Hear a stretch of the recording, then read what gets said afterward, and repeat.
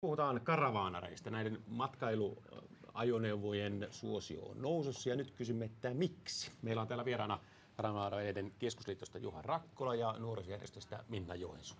Hyvää huomenta ja tervetuloa. Hyvää huomenta. Hyvää huomenta. Mistä johtuu tämä karavaanailun suosio? No kyllä, sanotaan, että liikkumisen vapaus on varmaan yksi suurimpia syitä, mikä on tässä liikkumismuodossa ja matkailumuodossa, että sä saat kodin mukaan reissuun, että sulla on kaikki tarvittavaa siellä mukana, ettei tarvitse niinku haeskella ympäriinsä. Mutta miksi on just viime aikoina noussut aika paljon, koska onhan tätä touhua kuitenkin harrastettu teillä jo vuosikymmenet? On, mutta kyllä täytyy sanoa, että tämä on tämmöinen yleinen vapaa-ajan lisääntyminen ja sen arvostaminen on varmaan se suurin syy siinä, että sit kun mennään, niin halutaan mennä laadukkaasti. No Minna, sinä johdat karavaanarien nuorisokerhoa. Ovatko nuoret kiinnostuneita karavaanailusta?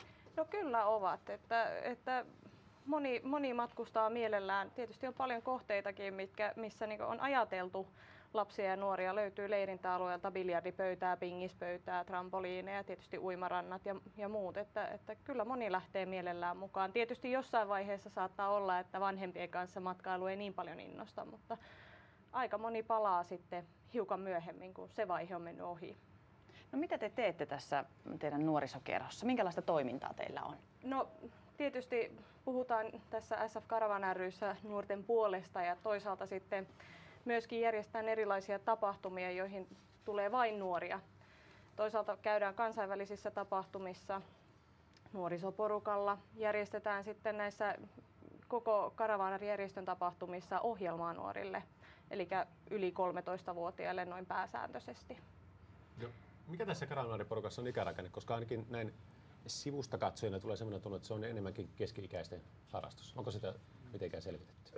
No kyllä, tosiasiahan se on tänä päivänä se on sitä, mutta onneksi ollaan saamassa nuorta perhettä mukaan uudelleen tähän karavaanharrastukseen, että sitä kautta se perheen yhdessäolo ja yhdessä vapaa-ajan viettäminen ja tämmöiset asiat on tärkeitä. No, alkaako olla vähän tilanne niin, että alkaa tulla toista polvea karavaanareita? No kyllä, siinäkin on se, että no Minna on hyvä esimerkki siitä, että hän on kulkenut vanhempien kanssa ensin ja on edelleen innostunut tästä ei se ihan asiasta. Ei ole ollut ihan kauheata, ei missään tapauksessa.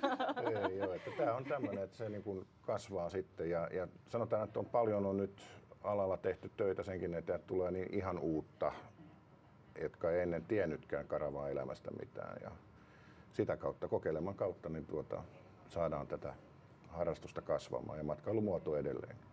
No karavaanarien rahankäytöstä on tehty vastikään tuore tutkimus ja sen mukaan tyypillinen seurue jättää leirintäalueelle keskimäärin 180 € päivässä. Mitä tällä rahalla hankitaan?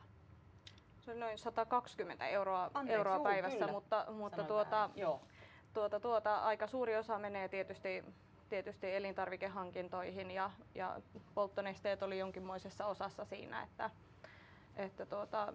niitähän ja ravintolapalveluitakin käytetään siellä paikkakunnilla aika paljon. Että. Miten nyt sitten korkea polttoaineen hinta? Hillitseekö menohaluja? Kyllä täytyy sanoa, että vähän varovaisemmin tätä pedalia painelee ja tarkemmin varmaan reitit suunnitellaan sillä lailla, että ei tule turhaa liikkumista. Mutta tämä nyt on ollut vuosikausia jo vähän semmoinen kuuma peruna. Toki se nyt on koko yhteiskunnan asiana tällä hetkellä siinä mielessä, että ei me karavaanarit olla siinä niin kuin sen kummemmassa asemassa kuin kukaan muukaan. Tulee vähän tyhmä miestekniikka kysymys, mutta kuinka paljon tuolla tuossa ikkunan takana oleva vaunu, kuinka paljon se lisää kulutusta? No sanotaan näin, että jos mä normaalisti pääsen noin 8 litralla 100 kilometriä kohden, niin kyllä se pomppaa sinne 15. Tuplat se vie joo. No karavaanareista sanotaan tuttu laulustakin, että karavaanari on kaikkien kaveri. Niin mihin sillä oikein viitataan? No kyllä se varmaan on sellaista yleistä sosiaalisuutta, että jonkun verran se vaatii sosiaalista luonnetta viettää aikaa tuolla leirintäalueella. Ja ennen kaikkea tietysti sitten oman perheen kanssa vaunun tilat on kuitenkin aika pienet, että varmaankaan he, jotka eivät viihdy sellaisissa tiloissa, eivät myöskään valitse sitä karavaanariharrastusta. Tietysti onhan noita paikkoja aika erilaisia, eli löytyy hiljaisempia leirintäalueita ja toisaalta löytyy sitten vilkkaampia, että valinnanvapaus on aika suurta. Miten kun te esimerkiksi itse lähdette vaunun kanssa liikkeelle, niin Kuinka paljon sitä ollaan tekemisissä muiden kanssa vai ollaanko siinä sitten ihan oman jengin kesken? No on niin sanottuja omia jengiä, tuttavia, kun mennään ja sovitaan tapaaminen jossain. Sitten Minna otti tässä aikaisemmin esille nämä treffit, tämmöiset isommat tapahtumat, joita järjestetään niin kuin vartavasti, että siellä ihmisillä on ohjelmaa. Mutta toki sä pystyt liikkumaan ihan sillä lailla, että sä meet itseksesi ja saat olla myös rauhassa, vaikka nyt ollaan 5 metrin välein tuolla leirintäalueella. Niin Että semmoista sosiaalisuuden pakkoa ei kuitenkaan. ei sitä ei ole. Siinä on jokaisella oma valinnan vapaus sitten, että haluuko olla sosiaalinen sinä hetkellä vai ei, mutta yleensä kyllä siinä sitten naapureiden kanssa moikkaillaan ja ollaan ja katsellaan, että ei siellä semmoista miten se jäykkää porukkaa ole oikeastaan ollenkaan. No sitten toinen puoli tästä asiasta on se, että karavaanari on teiden tukko. Niin miten vakavasti tähän suhtaudutaan karavaanaripiireissä? Kyllä meillä on liiton puolesta jatkuva semmoinen valistustoimenpide, markkinointi menossa ja meillä on erilaisia ajotaitosuorituskursseja ja tämmöisiä. Nyt tänä keväänä viimeksi saatiin niin on liittokokouksessa ensimmäiset karavaanin ajokortit, jossa on tämmöinen kurssi järjestetty, jossa on taitoajo, on teoriaosuudet ja se on vielä 2-osainen, että sitä ei kerralla pääse läpäisemään. Ja sen kurssille pääsemisen ehdoksi täytyy sitten suorittaa tämmöinen ajotaitomerkki, joka sitten paikallisyhdistykset tekevät ja jossa niin kuin pujotellaan keilujen välissä, peruutellaan ja kaikkea tämmöistä, että osataan hallita se ajoneuvo. Annapa Juha yksi hyvä neuvo sille perässä ajajalle, miten hänen pitäisi suhtautua karavaaniyhdistelmään? Ensimmäinen neuvo on se, että jos ei halua mennä ohi ja nopeusrajoitus sitä ei salli, niin ei roiku siinä perässä. Ja sitten jos ei kykene tekemään sitä ohitusta, niin jättää siihen todella riittävän välin, että ne, jotka haluaa mennä ohi, pääsevät, mutta ei siihen väliin pääse. Sitten yhdistelmän kanssa niin välimatka rupeaa kasvamaan jo niin isoksi, että se väkisinkin muodostaa. Ehkä se on pahin, jolloin ajettua niin juuri se perässä ajaja. Toisaalta täytyy sitten taas kaikille karavaaneille sanoa, että muistakaa itse katsoa peileihin. Ja jos siellä näkyy, että jonoa rupeaa kertymään, niin levikkeille vaan ja odottaa vähän aikaa, että pahin suma pääsee ohi. Miten tämä karavaanaribuumi näkyy leirintäalueilla? Löytyykö paikkoja helposti? No tietysti aina on niitä suosittuja paikkoja, joissa voi olla ahdastakin ja tietysti on niitä suosittuja viikonloppuja. Mutta yleisesti ottaen voisi sanoa, että kyllähän niitä paikkoja löytyy. Että harvoin tarvii jäädä ulos tai vaihtaa paikkaa, että kyllä niitä paikkoja löytyy. Miten tilanne on esimerkiksi täällä pääkaupunkiseudulla tällä hetkellä, nyt kun on kesä toivottavasti vielä kuumimmillaan? Täällä sanotaan varmaan niin kuin Helsingin lähiseudulla niin on joskus vähän tunkuakin, että täällä on paljon populaatio, joka sitten loma-aikaan haluaa siirtyä näihin lähialueille ja sanotaan pääkaupunkiseudulla, niin täällä on aika vähän meille palveluja, että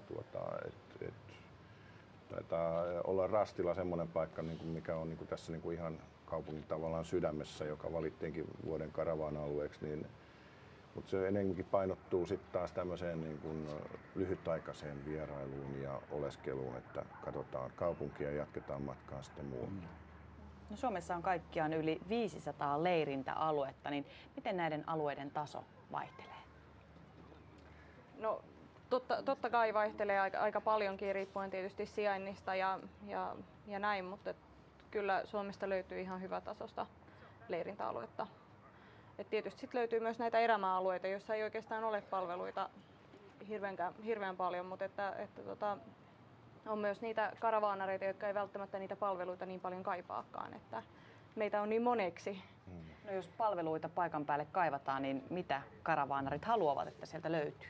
No kyllä, siellä tietysti täytyy olla suihkut, saunat, Vessat, kioskit ja tämän tapaista toimintaa, että se vapaa-ajan käyttäminen sinänsä mahdollisesti sitten, että on mahdollisuus ruokailuun ja tämän tapaisiin asioihin. No löytyykö näitä kaikkia riittävästi? Kyllä niitä löytyy. Sen täytyy vaan hakea sitten se paikka sen mukaan. Että toisaalta sitten taas nykyajan matkailuajoneuvot on niin hyvin varustettuja, että ne on monta kertaa paremmin varustettuja kuin joku mökki. Että siellä on suihkut ja mukana, että ei siellä tarvitse niin kuin sen takia hakea sitä palvella leirintäalueella. Ja jos nuorisoa ajattelee, niin tietysti minigolfit ja trampoliinit ja biljardipöydät ja pingispöydät ja tämmöiset, niin totta kaihan ne kiinnostaa ja hyvät uimarannat näin kesäaikaan.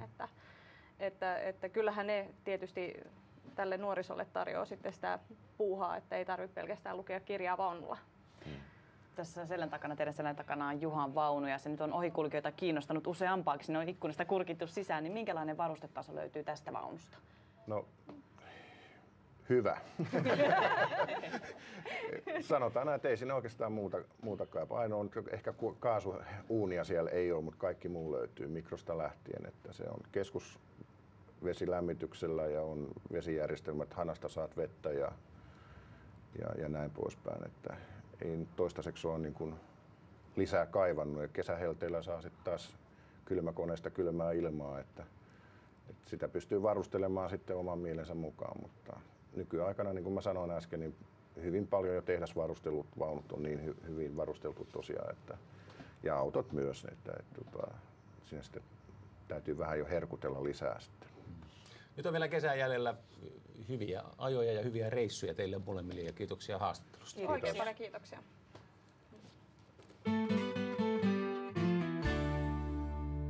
Siinä olivat keskustelumme tänään ja huomenna uudet mukavat keskustelut ja mukavat aiheet aamu-tv:ssä. Kiitoksia seurasta. Hei hei! Hei hei!